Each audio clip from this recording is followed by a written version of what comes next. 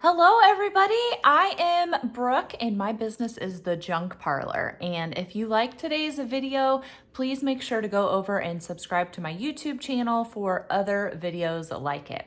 So in today's video, we're going to talk about how to make something look rusty. So this could be something metal. It could be something made out of a different product that you just want to make it look a little bit older. The first time I ever used this technique, I had picked up some ceiling tins, a whole bunch of them. They were painted green and they were from an old department store and they just weren't selling. They weren't quite the look of everything else in my shop. And so what I ended up doing was just spraying them with a clear coat, sprinkling cinnamon on them to make them look rusty.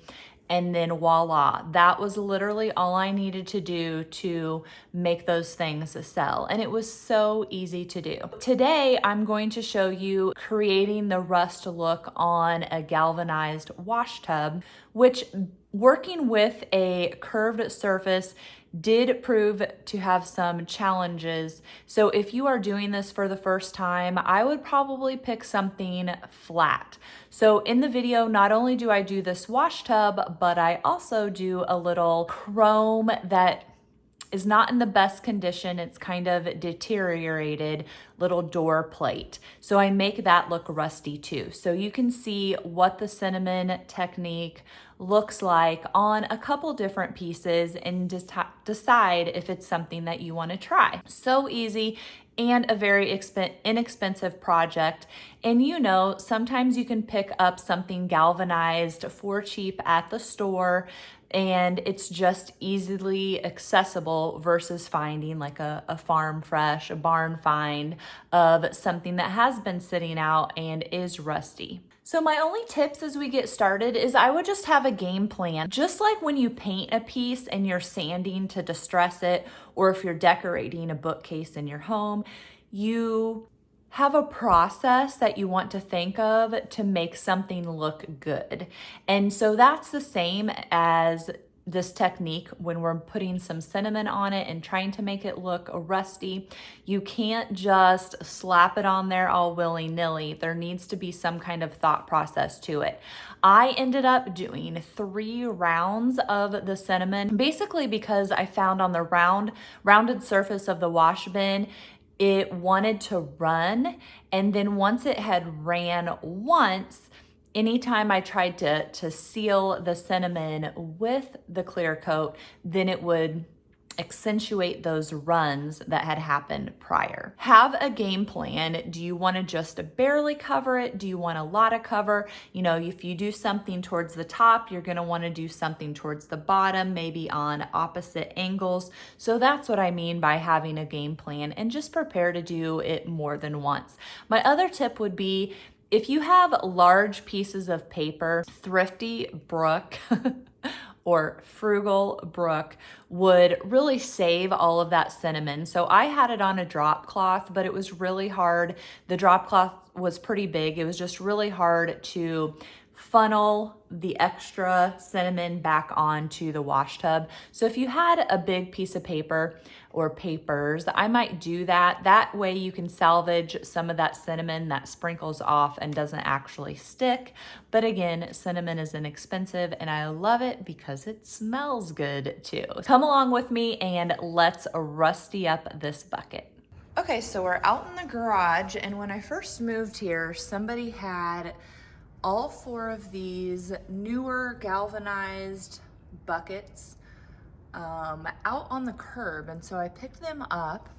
You can tell that I think they must have like decorated them with some white duct tape, so all of that didn't come off, but they're just out in the garage. I have hats in one, scarves in one, gloves, and then I guess some wrestling headgear. So we're gonna make these newer galvanized buckets into older, rustier looking ones.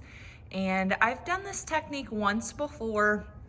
It is crazy easy and just something to do if you can't find something old and rusty. You can just do it yourself. this is literally all you're gonna need: a spray clear coat and some cinnamon. I like to use cinnamon because it smells good, but probably any brown spice would be fine. And then the clear coat, you can brush it on, but clear coat, you just spray it. It's so easy.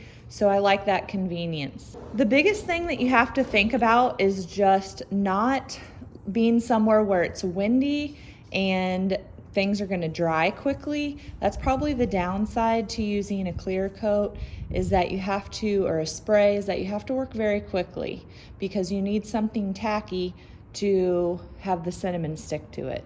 Be sure to shake up your clear coat. It doesn't really matter what finish it is, if it's matte or satin or shiny. You're going to spray it and then you simply sprinkle your cinnamon. So I started out pretty light sprinkling, you can see, and then as I added more layers and I saw what it looked like, then I kept adding more. I think because this galvanized is so new and shiny, it was just too much of a contrast to only put a little bit of the cinnamon on. I think if the bucket had been a different color to start, that would have worked better. So now I'm spraying the clear coat over the top of the cinnamon, and I did that because I want the cinnamon to really stick. But what happened that didn't happen when I used this technique on ceiling tins was that the clear coat really wanted to run. So I went back and did another coat. I also did not hit the rim of the wash bucket, and so I made sure to do that this time. I also needed to hit the inside of the bucket up towards the top because that had no rust. The inside of this bucket was actually already rusty. Again, just too much contrast between the two colors. Here's a little chrome door plate, and so you can see it's kind of corroded a little bit. So I just used the same technique and I hit it with some clear coat, and then I really tried to make sure and get around the edges and where the door knob would have gone and the keyhole was, because those in real life would have been the spots that got rusty. So here's kind of what the inside looks like.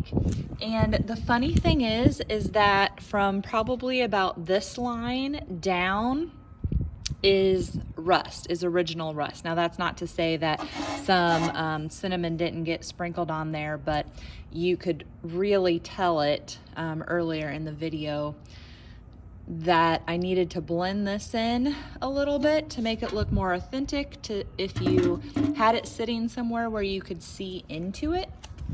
And then you can kind of see that even though I was trying to cover up the runs a little bit, it didn't do the best, but still gets you a pretty good idea of the possibilities of just simply using cinnamon to create a rust effect.